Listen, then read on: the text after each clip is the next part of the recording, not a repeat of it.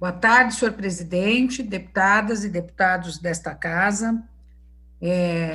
Primeiramente, quero abrir minha fala cumprimentando a todos, em especial o deputado Vinícius, por essa construção importante desse projeto. Obviamente que é um projeto que não deu para ser contemplado tudo aquilo que nós gostaríamos de ver contido neste projeto, mas eu acredito que foi ao longo de semanas, foi um projeto que acabou abarcando áreas que são importantes, sobretudo para o conjunto da população que sofre muito com a Covid-19 e com todos os seus desdobramentos sobre a vida dessas famílias paulistas, que estão aguardando medidas importantes para poder, inclusive, melhorar suas condições de sobrevivência. Mas eu queria, antes de entrar rapidamente, também vou procurar não usar aqui, estou até com o meu cronômetro do lado, senhor presidente, vou procurar não usar os meus 15 minutos, aproveitar também para agradecer o deputado Carlão, que, junto com os nossos líderes, deputado Barba e a deputada Bebel, e nós também participamos em algumas reuniões com ele na construção de emendas em determinadas áreas. Eu acho que isso foi importante, mostra a maturidade, mostra a responsabilidade da Assembleia Legislativa, que não se esgota aí. Na verdade, nós tivemos já projetos que mostraram para a população desse Estado atitudes bastante responsáveis da Assembleia e de seus deputados e deputadas, entre elas a própria redução do nosso salário, como já foi dito aqui, e da verba de gabinete, e de outras medidas, como, por exemplo, quando votamos a destinação dos fundos do Estado, de alguns fundos do Estado, para uso na área da saúde, no combate, no enfrentamento ao Covid-19. Então, acredito que esse é um trabalho coletivo que não pode deixar de ser destacado nesse momento. Também, senhor presidente, gostaria muito de fazer algumas observações, entre elas a questão do artigo e parágrafos que dizem respeito à violência doméstica, né? Foi muito bem colocado, eu acho que foi importante, a gente já tinha apresentado emendas, já tinha apresentado, inclusive, projetos, mas nós insistimos para que esse valor saltasse de R$ 300, né, para 600, se igualando ao auxílio emergencial que foi aprovado pela Câmara e pelo Senado Federal, e que hoje, é claro que tem muita gente que não consegue, mas tem chegado a famílias que precisam tanto desse auxílio.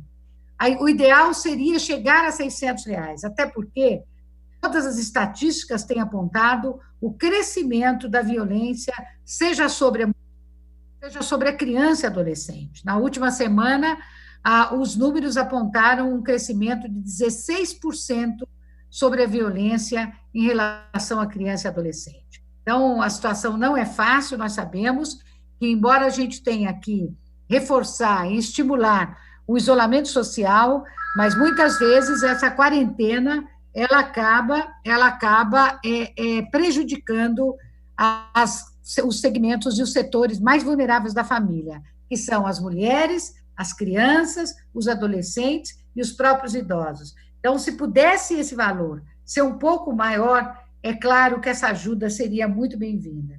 Mas eu queria ainda ressaltar também a questão dos concursados, como a gente recebeu muita demanda nesse sentido, porque tem muitos concursos abertos no Estado, de pessoas que já foram aprovadas e que estão aguardando para serem chamadas, e nos 3 poderes. Então, isso foi muito bom, bem colocado, não apenas no executivo, mas no executivo, no legislativo e no próprio judiciário. Nós temos concursos no Tribunal de Justiça, e as pessoas que estudaram, que se prepararam, que gastaram para fazer o concurso, que foram aprovadas pelos seus esforços, estavam extremamente angustiadas nesse sentido. Então, a interrupção da contagem de tempo é muito bem-vinda. Acho que essa foi uma das medidas importantes também contempladas por esse projeto. Além disso, temos também a questão da cultura. Esta que nós debatemos muito com a liderança do governo. O deputado José Américo, companheiro nosso de bancada, foi uma das pessoas que mais estimulou a abertura desse diálogo e, ao mesmo tempo, as propostas que estão ali contidas. Sabemos que o setor cultural passa por dificuldades enormes, até porque eles foram um dos primeiros a serem afetados e certamente serão um dos últimos a terem os seus ofícios liberados, em função de onde eles atuam, né? Seja em bares, em restaurantes, seja em eventos, seja em espetáculos circenses, em teatros, enfim, tudo aquilo que representa aglomeração de pessoas. E tudo aquilo que representa aglomeração de pessoas, neste momento, é um grande risco e precisa ser evitado. Portanto, a atividade cultural no estado de São Paulo, inclusive para os espaços culturais também, embora insuficiente, são 2.000 espaços culturais a serem atendidos, mas, de qualquer modo, já é uma ajuda bem-vinda e precisa ser levada em consideração. E também, por fim, senhor presidente, queria ressaltar a importância da suspensão do pagamento no restaurante popular. Essa foi uma emenda de autoria e sabemos que por ali passam setores mais vulnerabilizados da nossa sociedade, né, da população, que principalmente os moradores em situação de rua, seja aqui na cidade de São Paulo, seja pelo interior, onde estão instalados. Apenas fica aqui uma reivindicação que eu considero importantíssima, que é a confecção de um ticket de alimentação para essas pessoas. Eles estão encontrando uma dificuldade muito grande. Cabe a nós, parlamentares, sempre legislarmos no sentido de desburocratizar determinadas questões. E essa é uma delas. Ainda é muito burocrático para poder conseguir esse cartão, né? Eles já têm uma certa dificuldade às vezes, não têm a documentação, às vezes, eles perdem a documentação, esses documentos, muitas vezes, são roubados. Portanto, é preciso levar em conta que esta suspensão do pagamento da refeição, enquanto durar o decreto de calamidade pública, ela é importante, mas precisa ser acompanhado de outras iniciativas que possam facilitar o acesso dessa população à sua alimentação. E estender também, quanto mais for extenso a abertura desses restaurantes, melhor. Fica aqui, inclusive, a dica para que seja aberto um restaurante na região da Moca, que é uma região que tem muito morador em situação de rua e precisa urgentemente, e não precisa abrir nada, né? Já usar os espaços que ali estão disponíveis.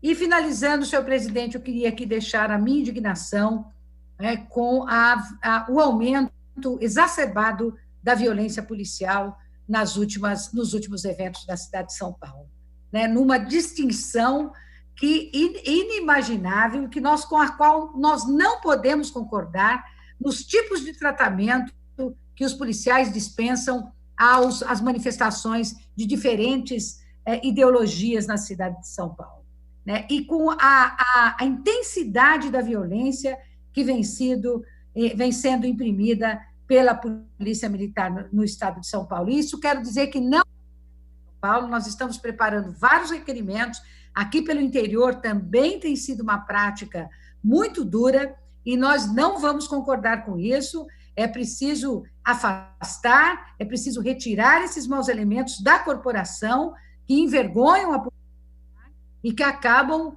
cometendo crimes de pessoas tão inocentes. Este final de semana mesmo nós tivemos outro que foi morto, não se sabe em que circunstâncias. Então, a todo instante, temos principalmente jovens, principalmente negros, assassinados em circunstâncias que dificilmente são investigadas como deveria ser, com a profundidade, com a responsabilidade que deveria ser. Então, fica aqui o nosso recado, senhor presidente. No mais, tenho certeza que vamos votar hoje com a nossa consciência de sermos agentes políticos responsáveis, e, embora sejamos uma bancada de oposição, temos